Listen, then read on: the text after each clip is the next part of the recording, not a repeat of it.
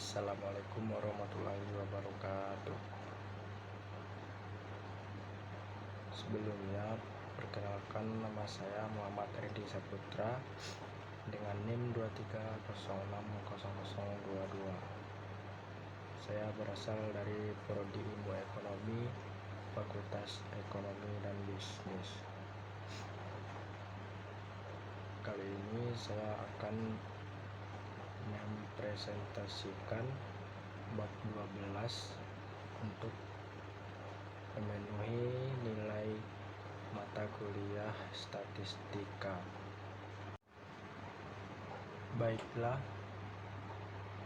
saya akan menyampaikan materi mengenai teori pendugaan statistik.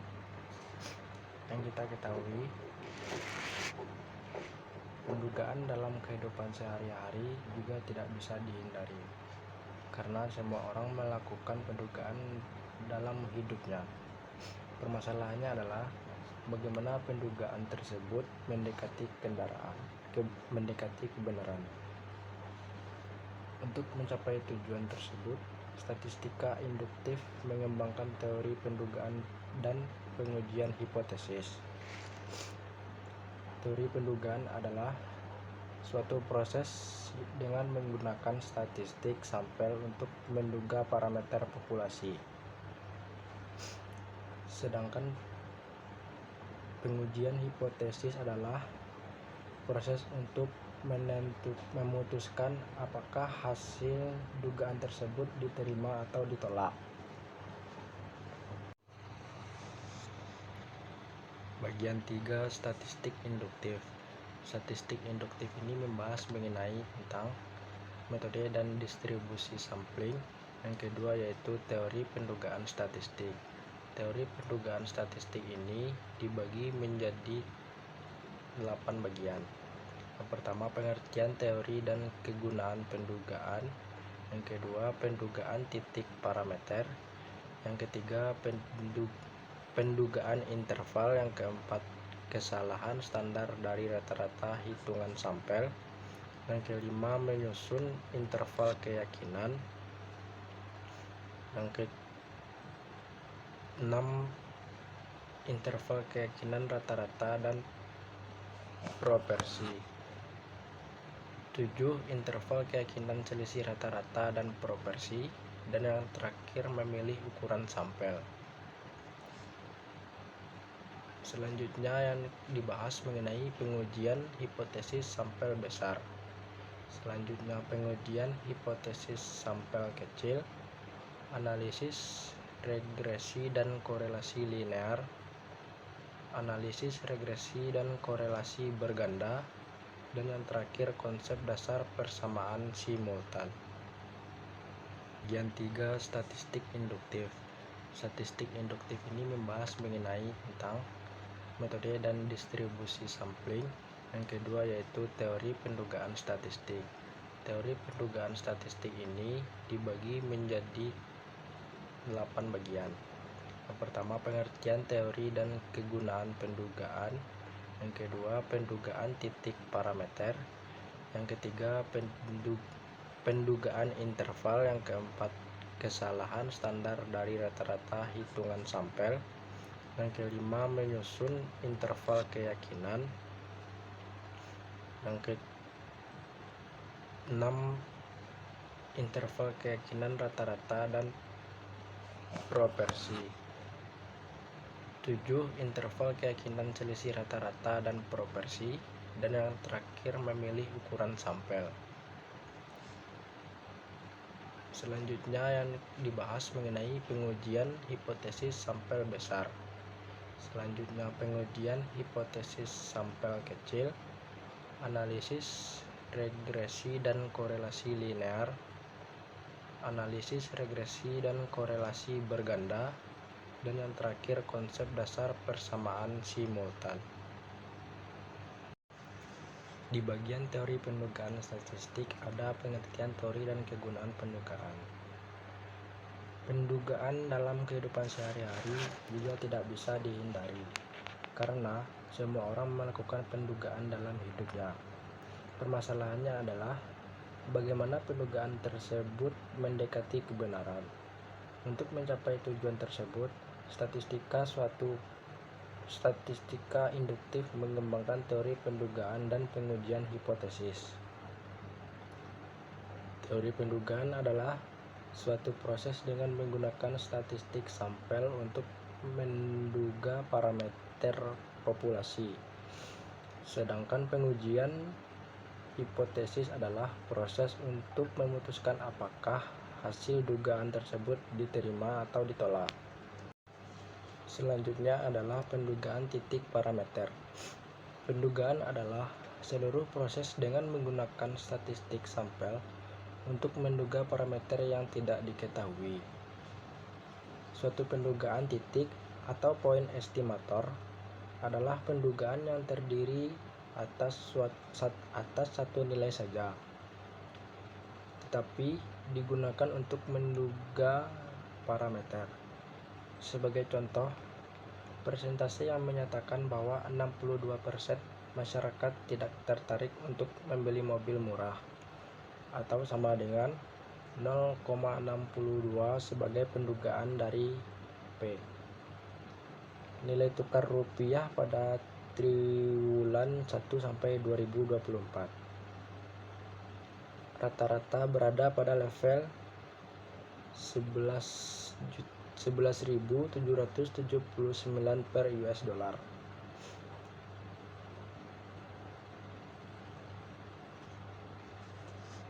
Selanjutnya, pendugaan interval. Dalam statistika, ketepatan digambarkan dengan standar deviasinya. Seberapa jauh nilai-nilai dalam sampel tersebar dari nilai tengahnya. Semakin kecil maka semakin baik. Oleh sebab itu, dengan memperhatikan peranan standar deviasi, pendugaan titik digantikan dengan pendugaan interval. Pendugaan interval adalah suatu interval yang menyatakan selang di mana suatu parameter populasi mungkin berbeda. Pendugaan interval menunjukkan pada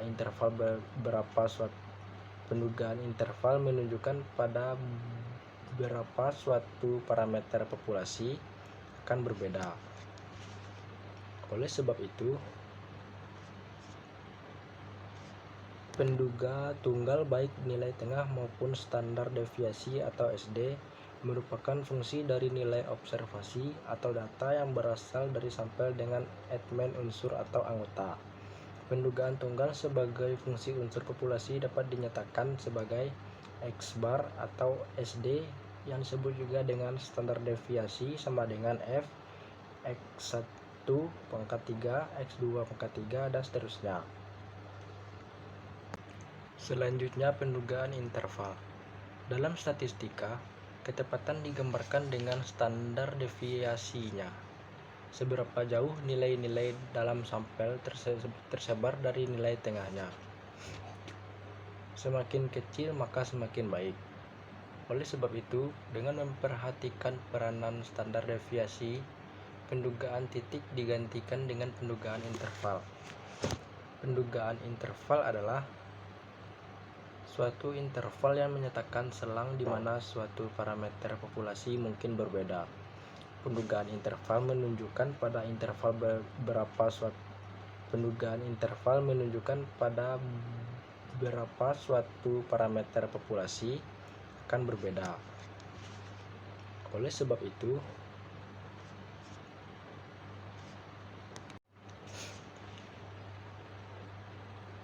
hal ini didasarkan atas pertimbangan bahwa suatu nilai dugaan tidak mungkin dapat dipercaya penuh 100%.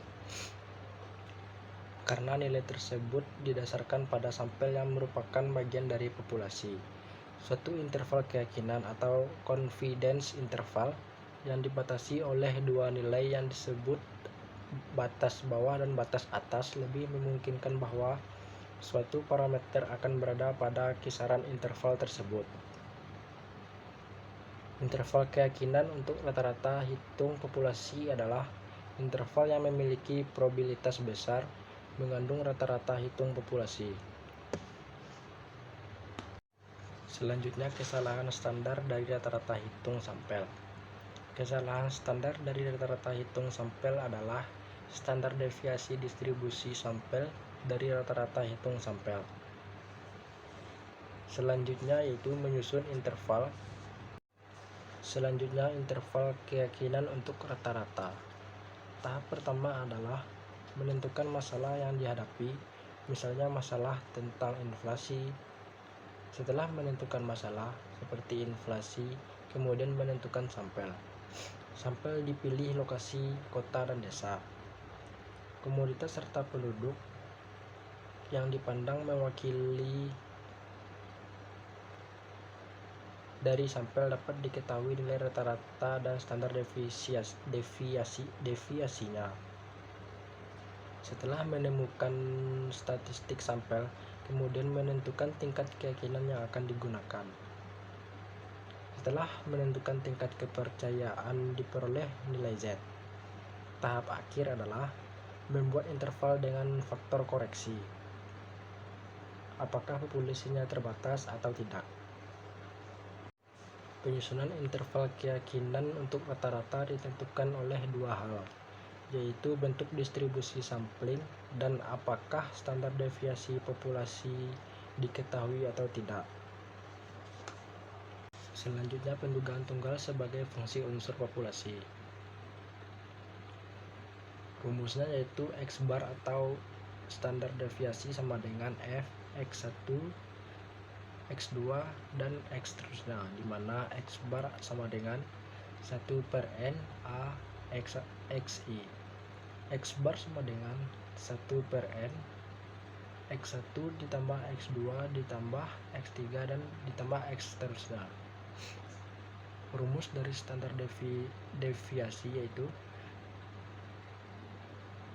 S kuadrat sama dengan 1/N kurang 1 A dikali XI dikurang X bar kuadrat.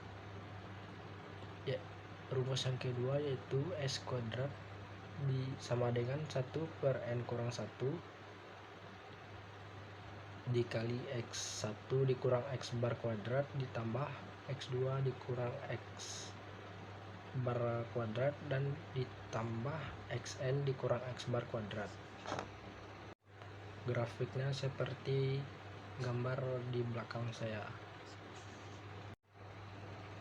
Baiklah, materi selanjutnya yaitu sifat-sifat penduga.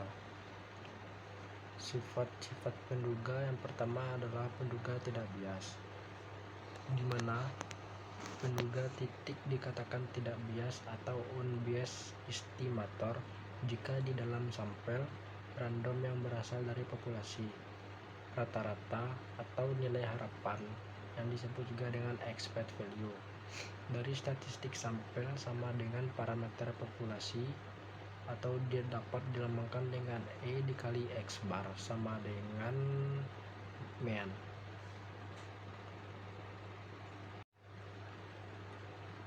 Gambar grafiknya yaitu gambar A yang merupakan penduga bersifat tidak bias, dan gambar B nya yaitu penduga bersifat bias.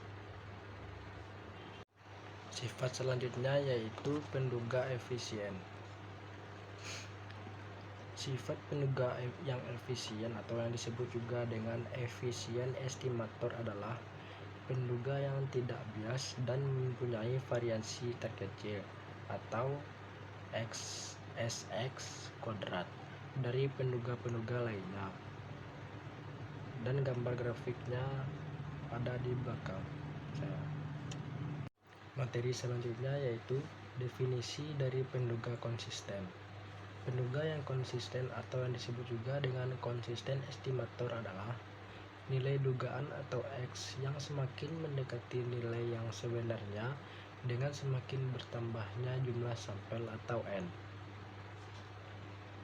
Yang gambar grafiknya bisa dilihat dari PPT.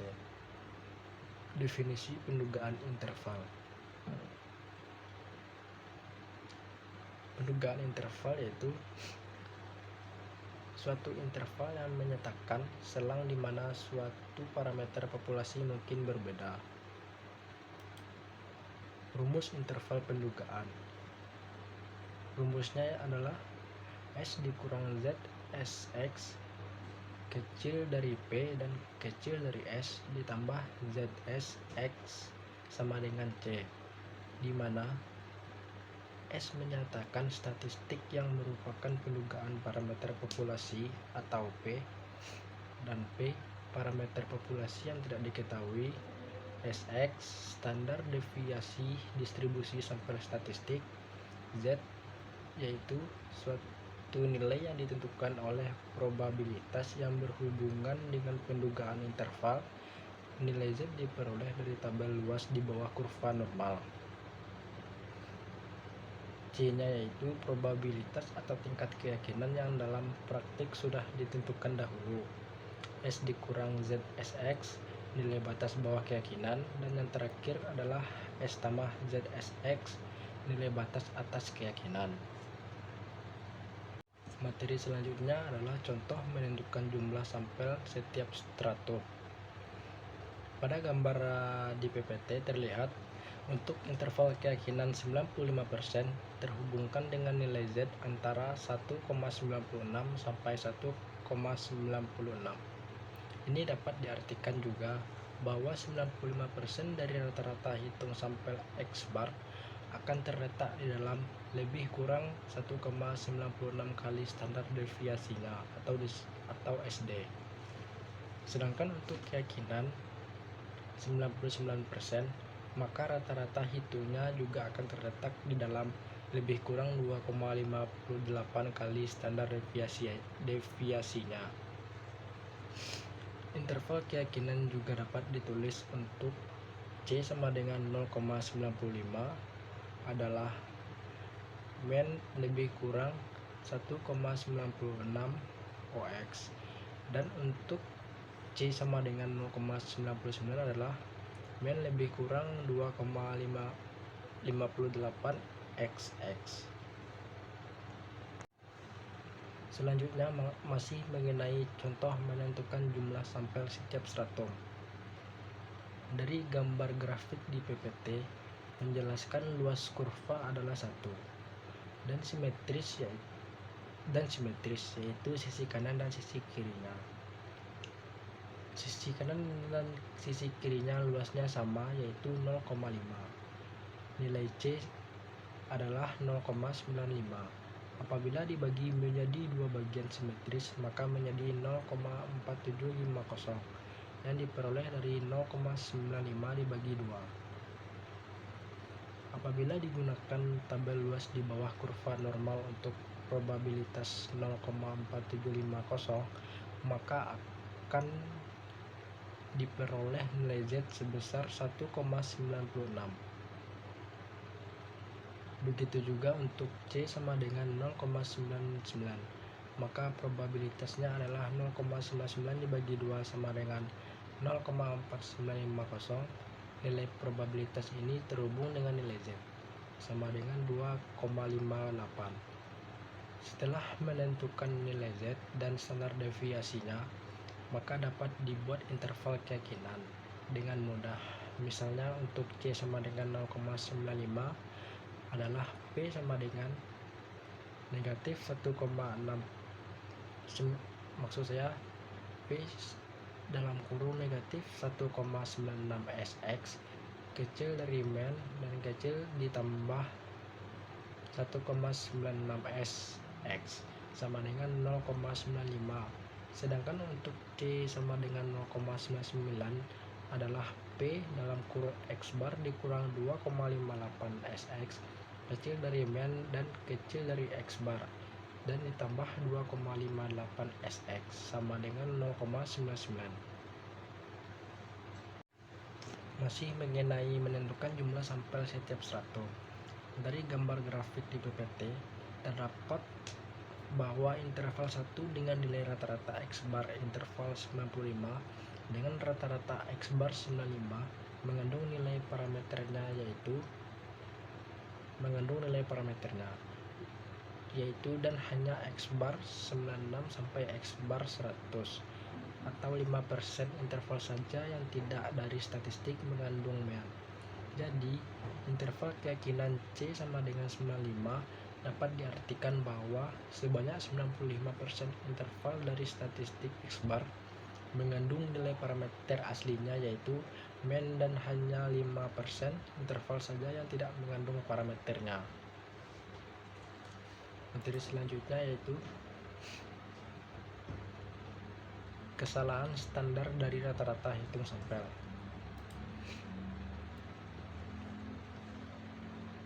Kesalahan standar dari rata-rata hitung sampel adalah standar deviasi distribusi sampel dari rata-rata hitung sampel. Kesalahan standar dari rata-rata hitung dihitung dengan rumus sebagai berikut. Di PPT terdapat untuk populasi yang tidak terbatas, N kecil dibagi N besar kecil dari 0,05. Rumusnya adalah Sx sama dengan S per akar N. Untuk populasi yang terbatas dan N kecil per N besar dari 0,05, rumusnya adalah Sx sama dengan S per akar N dikali akar N besar dikurang N kecil dibagi N besar kurang 1, di mana O yaitu standar deviasi populasi, Sx standar error atau kesalahan standar dari rata-rata hitung sampel, N jumlah atau ukuran sampel, N besar jumlah atau ukuran populasi. Materi selanjutnya yaitu menyusun interval keyakinan.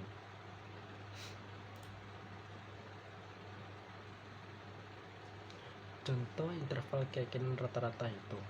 Interval keyakinan untuk rata-rata hitung dirumuskan yaitu X bar lebih kurang ZA dibagi 2S dibagi akar N. Untuk populasi yang terbatas, faktor koreksi menjadi akar dalam kurung N besar dikurang N kecil dibagi N besar kurang 1. Nilai X bar merupakan rata-rata dari sampel, sedangkan nilai Z untuk beberapa nilai C dapat disajikan sebagai berikut yang terdapat pada PPT, di mana pada tingkat keyakinan 0,99 terdapat C per 2-nya yaitu 0,4950.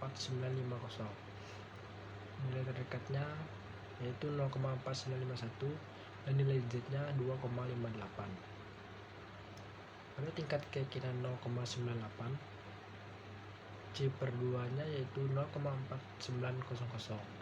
Nilai terdekatnya 0,4901 dan nilai Z-nya 2,33. Pada tingkat keyakinan 0,95 C per 2-nya adalah 0,4750. Nilai terdekatnya 0,4750 dan nilai Z-nya 1,96. Selanjutnya tingkat keyakinan 0,90 C per 2-nya adalah 0,45500. Nilai terdekatnya adalah 0,4505 dan nilai Z-nya yaitu 1,65. Tingkat keyakinan selanjutnya adalah 0,85, di mana C per 2-nya yaitu 0,4250 dengan nilai terdekatnya 0,4251 dan nilai Z-nya 1,44. Dan yang terakhir, tingkat keyakinan 0,80 C per 2-nya adalah 0,4000. Nilai terdekatnya 0,3997 dan nilai Z-nya 1,28. Contoh interval keyakinan rata-rata hitung. Berdasarkan pada nilai Z dan diasumsikan bahwa N besar dari 30, maka dapat disusun interval beberapa keyakinan sebagai berikut. Yang pertama, interval keyakinan 99% dibagi X bar lebih kurang 2,58 S per akar N. Yang kedua, interval keyakinan 98%, yaitu X bar lebih kurang 2,33 S per akar N. Yang ketiga, interval keyakinan 95%, yaitu X bar lebih kurang 1,96 S per akar N.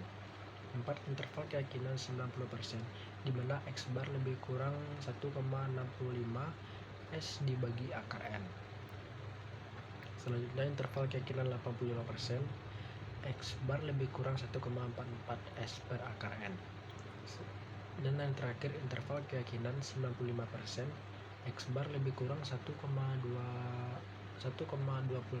S per akar N. Selanjutnya contoh interval keyakinan rata-rata. Interval keyakinan rata-rata dapat digambarkan sebagai berikut yang dapat dilihat di PPT, di mana nilai parameter yang sebenarnya diharapkan akan terdapat pada interval 1 dikurang A dengan batas bawah negatif ZA dibagi 2 dan batas atas ZA dibagi 2. Selanjutnya mengenai interval keyakinan rata-rata dan proporsi. Materi selanjutnya adalah skema proses interval keyakinan. Awal dari mulainya skema interval keyakinan yaitu mulai mengidentifikasi masalah, di mana setelah mengidentifikasi masalah, selanjutnya dilakukan dengan proses menentukan sampel atau N dan nilai rata-rata atau X bar.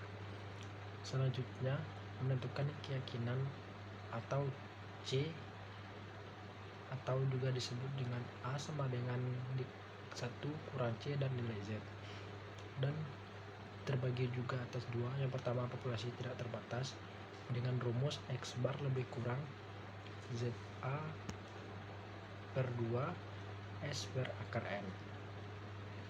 Dan yang kedua populasi terbatas dengan rumus X bar lebih kurang ZA per 2 S per akar N besar kurang N kecil per N besar kurang 1. Selanjutnya distribusi normal dan standar deviasi populasi diketahui. Probabilitas sama atau X bar dikurang ZA per 2 OX kecil dari min kurang dalam kurung X bar lebih kurang ZA per 2 S per akar N besar kurang N kecil dibagi N besar dikurang 1 N SX sama dengan C, atau probabilitas X bar lebih kurang ZA per 2 SX sama dengan C, di mana X bar adalah rata-rata dari sampel. ZA per 2 nilai Z dari tingkat kepercayaan A, min rata-rata populasi yang diduga. OX standar error atau kesalahan standar dari rata-rata hitung sampel. C tingkat keyakinan, dan A sama dengan 1 kurang C. Materi selanjutnya adalah distribusi normal dan standar deviasi populasi tidak diketahui. Standar error untuk populasi tidak terbatas dengan rumus SX sama dengan S per akar N.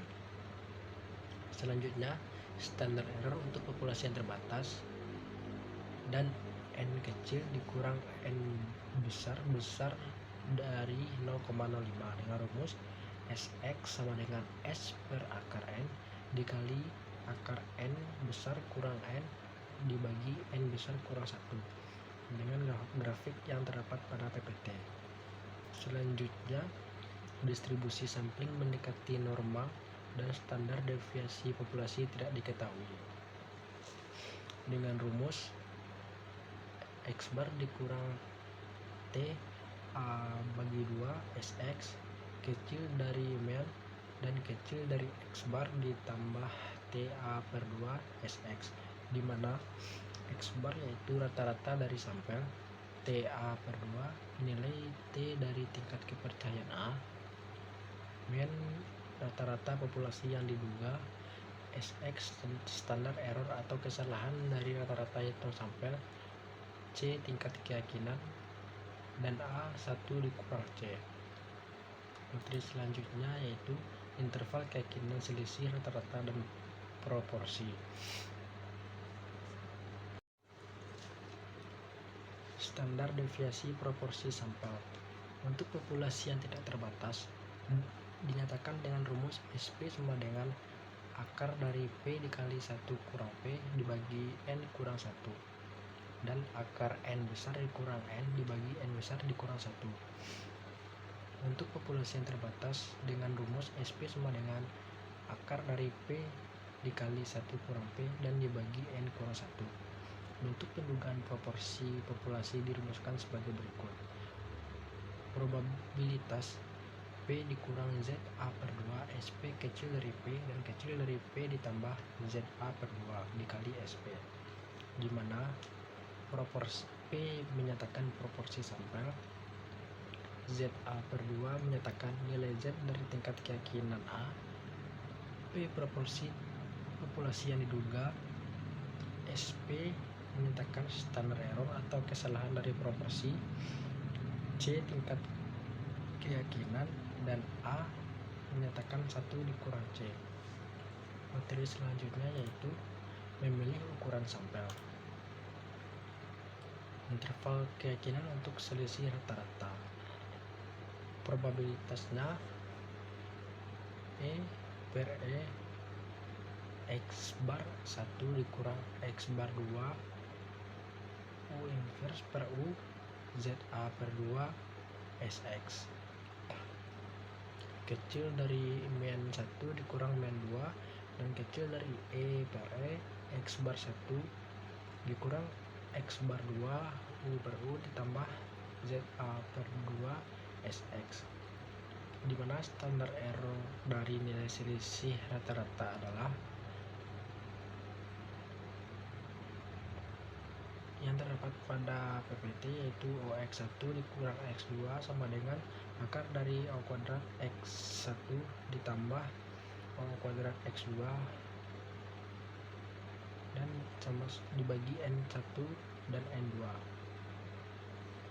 Apabila standar deviasi dari populasi tidak ada, maka dapat diduga dengan standar deviasi sampel, yaitu dengan rumus Sx1 dikurang X2 sama dengan akar dari X kuadrat X1 dibagi N1 dan ditambah dengan S2 X2 dibagi N2, di mana OX1 dikurang X2 merupakan standar error selisih rata-rata populasi dan X1 dikurang X2 merupakan standar error selisih rata-rata. Sx1 merupakan standar deviasi sampel dari dua populasi, dan N1 N2 merupakan jumlah sampel setiap populasi. Selanjutnya mengenai interval keyakinan untuk selisih proporsi.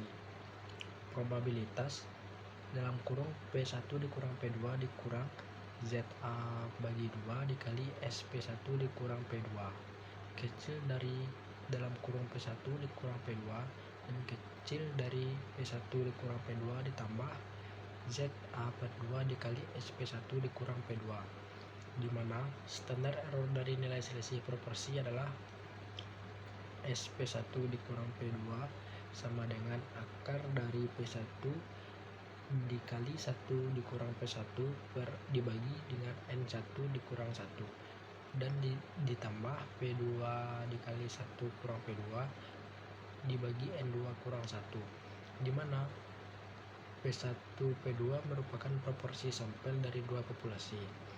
SP1 dan SP1 standar error selisih proporsi dari dua populasi, dan N1 N2 merupakan jumlah sampel setiap populasi. Materi selanjutnya yaitu mengenai faktor ukuran sampel. Faktor yang memengaruhi jumlah sampel terbagi atas 3. Yang pertama, tingkat keyakinan yang dipilih. Tingkat keyakinan yang dipilih merupakan ukuran seberapa pentingnya dan atau seberapa yakin peneliti terhadap hasilnya. Misalnya tingkat kepercayaan 95% berarti peneliti yakin bahwa hasil benar dalam 95% kasus. Semakin tinggi tingkat kepercayaan yang diinginkan, semakin besar sampel yang dibutuhkan. Selanjutnya, faktor yang kedua yaitu kesalahan maksimum yang diperbolehkan, dan yang ketiga variasi dari populasi. Materi selanjutnya yaitu rumus jumlah sampel untuk menduga rata-rata populasi. Rumus jumlah sampel dalam populasi dirumuskan sebagai berikut yang terdapat pada PPT, yaitu N sama dengan Z A per 2 dikali O dan per 3 kuadrat. Rumus tersebut diturunkan dari interval keyakinan sebagai berikut yang diuraikan pada PPT, di mana P dalam kurung negatif ZA per 2 kecil dari Z dan kecil dari ZA per 2 sama dengan C sama dengan 1 kurang A. Dalam kurung negatif ZA per 2 kecil dari X bar dikurang men dan dibagi O per akar N kecil dari ZA per 2. Negatif min ZA per 2 dikali O per akar N kecil dari X bar dikurang men dan kecil dari ZA per 2 dalam kurung O dibagi akar N. Selanjutnya X dikurang men kecil dari ZA per 2 dan dikali dengan O dibagi dengan akar N. Ingat bahwa error sama dengan X bar dikurang men.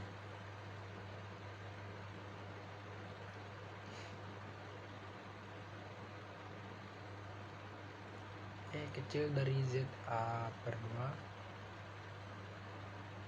dikali dengan O per akar N. E kuadrat sama dengan ZA per 2 kuadrat dikali dengan O kuadrat per N. N sama dengan ZA dibagi 2 dan dikali O dibagi dengan E kuadrat. Materi selanjutnya yaitu rumus jumlah sampel untuk menduga rata-rata proporsi populasi. Untuk mendapatkan rumus jumlah sampel dalam pendugaan proporsi populasi dapat diturunkan sebagai berikut yang terdapat di PPT. P dikali negatif ZA per 2 dikurang kecil dari Z dan kecil dari ZA per 2 sama dengan C sama dengan 1 dikurang A.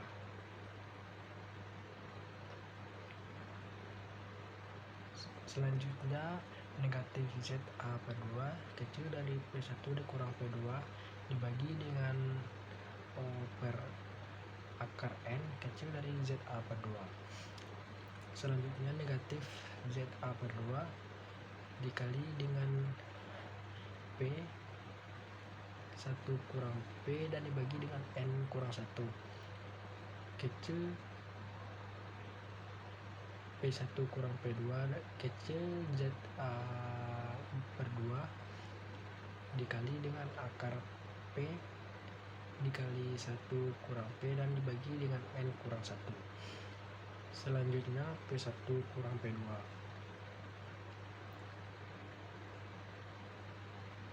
dikali dengan ZA per 2 dikali dengan akar P1 kurang P dan dibagi dengan N kurang 1. Ingat bahwa error E sama dengan P1 dikurang P2.